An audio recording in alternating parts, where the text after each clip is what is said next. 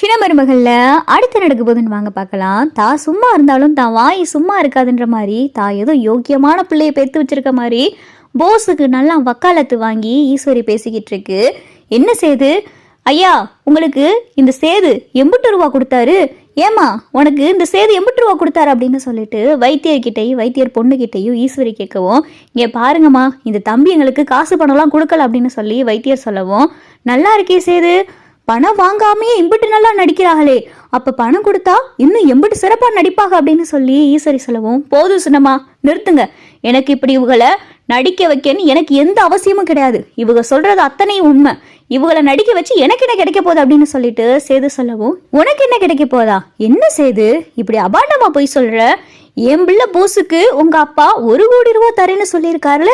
அந்த 1 கோடி ரூபாயை எப்படா தட்டி பறிக்கிறதுன்னு சொல்லி பொறாமையில தானே இத்தனையும் பண்ணிக்கிட்டு இருக்க,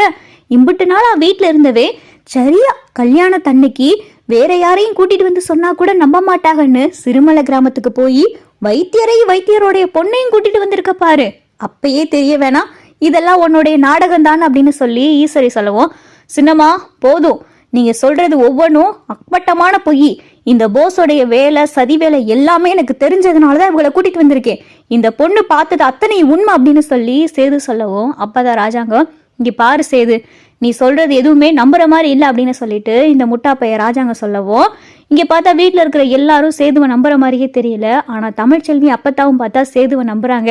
ஐயா ராசாங்கம், எதா இருந்தாலும் விசாரிக்கலாமே அப்படின்னு சொல்லி அப்பத்தா சொல்லவும், என்ன ஆத்தா விசாரிக்க சொல்ற, சேது தேவையில்லாத வேலையை பார்த்துக்கிட்டு இருக்கியா, போஸ் காவியா நீங்க மனமேட உட்காருங்க, கல்யாணத்துக்கு நேரமாச்சு அப்படின்னு சொல்லி ராஜாங்க சொல்லவும், அப்பா ஒரு நிமிஷம், என்கிட்ட இருக்கக்கூடிய கடைசி ஆதாரம் ஒண்ணு, அதுக்கப்புறமா என்ன நடக்க போகுதுன்னு பொறுத்திருந்து பார்க்கலாம் அப்படின்னு சொல்லி சேது பார்த்தா போஸ் பக்கத்துல வந்து அந்த சிறுமலை கிராமத்துல இருக்கக்கூடிய அந்த விஷமான வண்டை எடுத்துட்டு வந்திருக்காரு. அந்த வண்டை பார்த்தா போஸ் மேல தூக்கி போடவும், போஸை பார்த்தா அந்த வண்டு கடிக்கவும் செஞ்சிருது. போஸ் அந்த வண்டு கடிச்சதை பார்த்ததுமே ஈஸ்வரியும் சித்ராவும் பதறி போயிருதுங்க. ஏ சேது என்ன வேலை பார்த்துக்கிட்டு இருக்க, போஸ் உன்னை வண்டு கடிச்சிருச்சா அப்படின்னு சொல்லிட்டு ஈஸ்வரி வந்து பாக்குது. போஸ் கழுத்து முதுகுன்னு சொல்லிட்டு வண்டு பார்த்தா தாறு மாறா கடிச்சிருது. இங்க வைத்தியரும் பார்த்தா பதறி போய் பார்த்துக்கிட்டு இருக்காரு. தம்பி என்ன பண்றீங்க அப்படின்னு சொல்லிட்டு வைத்தியர் கேட்கவும், சும்மா கொஞ்சம் பொறுங்கையா அப்படின்னு சொல்லி சேது சொல்லவும், போஸை தாறு மாறா பார்த்தா வண்டு கடிச்சு வச்சிருது. ஈஸ்வரி கடந்து பதறிக்கிட்டு இருக்கு. என்ன சேது நீ பண்ணிக்கிட்டு இருக்க அப்படின்னு சொல்லி ஈஸ்வரி கேட்கவும், நீங்க தானே சொன்னீங்க உங்க பிள்ளைதான் மருந்து எடுத்துட்டு வந்தானு, இப்ப உங்க பிள்ளையே அங்க போய் கஷ்டப்பட்டு மருந்து எடுத்துட்டு வந்து உங்க பிள்ளை உசுறு பொழைக்கிட்ட அப்படின்னு சொல்லிட்டு சேது சொல்லவும், சேது நீ பண்றது கொஞ்சம் கூட சரியில்லை சேது, என்னம்மா அம்மா பாத்துக்கிட்டு சும்மா நிக்கிறீங்க அப்படின்னு சொல்லிட்டு ஈஸ்வரி கேட்கவும், என்ன சேது பண்ணிக்கிட்டு இருக்க அப்படின்னு சொல்லி ராஜாங்கமும் கேட்கிறாரு. ஐயோ பூச்சு அம்மா வலிக்குதுமா, அம்மா தலையெல்லாம் சுத்துற மாதிரி இருக்குமா, அம்மா நான் செத்து போயிடுவேனாமா அப்படின்னு சொல்லிட்டு போசி கேட்கவும், சேது வேணா சேது, அந்த வைத்தியரை கூப்பிடு சேது, வைத்தியரே என் பிள்ளைக்கு வந்து வைத்தியம் பாருங்க அப்படின்னு சொல்லிட்டு ஈஸ்வரி சொல்லவும், அந்த வைத்தியம் பார்க்க முடியாதே, அவர்கிட்டதான் மருந்து இல்லையே, அந்த வண்டுக்கடிக்கு ஒரே மருந்து அந்த வண்டோடைய கூட்டுல தான் இருக்கு, உங்க பிள்ளைதான் மருந்து எடுத்தவனாச்சே, அவனே போய் மருந்து எடுத்துக்கிற சொல்லுங்க அப்படின்னு சொல்லிட்டு சேது சொல்லவும், அப்பதான் ஈஸ்வரி போஸ் சித்ரா 3 பேத்துக்கும் பார்த்தா என்ன பண்றதே தெரியல. அண்ணே நான் மன்னிச்சிருங்கண்ணே, அண்ணே நான் சொல்றதெல்லாம் உண்மைதானே, அண்ணே என்னை மன்னிச்சிருங்கண்ணே, நான் வண்டுக்கு மருந்து எடுக்கவே இல்லைனே, எனக்கு மயக்கமா வருதுனே, எனக்கு கண்ணு தெரியாத மாதிரி ஆகுதுனே, வாயில இருந்து நுரையா தள்ளுதுனே, அண்ணே என்னை காப்பாத்துங்கனே, நான் உசுறு பொழைக்கேன்னு அப்படின்னு சொல்லிட்டு போஸ் பார்த்தா சேதோடைய காலை பிடிச்சு கதறவும், வீட்டுல இருக்கிற எல்லாரும் பார்த்தா பாத்துக்கிட்டு இருக்காங்க.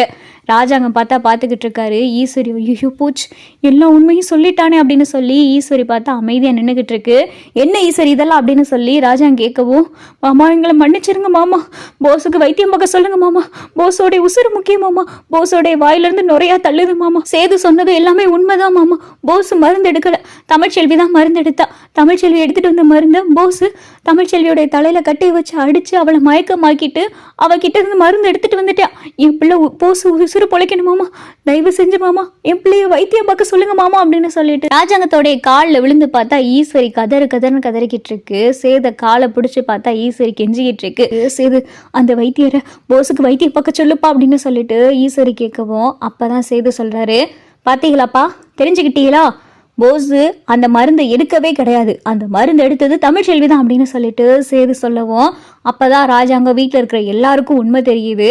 வைத்தியரே இவனுக்கு வைத்தியம் பாருங்க அப்படின்னு சொல்லிட்டு சேது சொல்லவோ, வைத்தியர் பார்த்தா ஏற்கனவே அந்த வண்டு கூட்டுல இருந்து மருந்தெல்லாம் எடுத்துட்டு வந்திருப்பாரு. அந்த மருந்தை போஸுக்கு கொடுத்து, போஸையும் பார்த்தா பொழைக்க வச்சிருவாங்க. கொஞ்ச நேரத்துல பார்த்தா போஸ் மயக்கெல்லாம் தெளிஞ்சு பார்க்கவும், மா என்ன நடந்துச்சு அப்படின்னு சொல்லிட்டு போஸு கேட்கவும், ஏண்டா ராஸ்கல், எப்பட்றா நீ இன்னும் திருந்தவே இல்லையா அப்படின்னு சொல்லிட்டு இங்கே ராஜாங்க பார்த்தா போஸ் அடிக்கவும், மாமா மாமா மாமா விட்டுருங்க மாமா, அவனே இப்போ தான் உசுறு பொழைச்சி வந்திருக்கான், அவனை விட்டுருங்க மாமா, அவன் பண்ணதெல்லாம் தப்பு தான் மாமா, நான் அவனுக்கு பதிலாக மன்னிப்பு கேட்டுக்கிறேன் மாமா, மன்னிச்சிருங்க மாமா அப்படின்னு சொல்லி ஈஸ்வரி பார்த்தா ராஜாங்கத்துக்கிட்ட கதறிக்கிட்டு இருக்கு.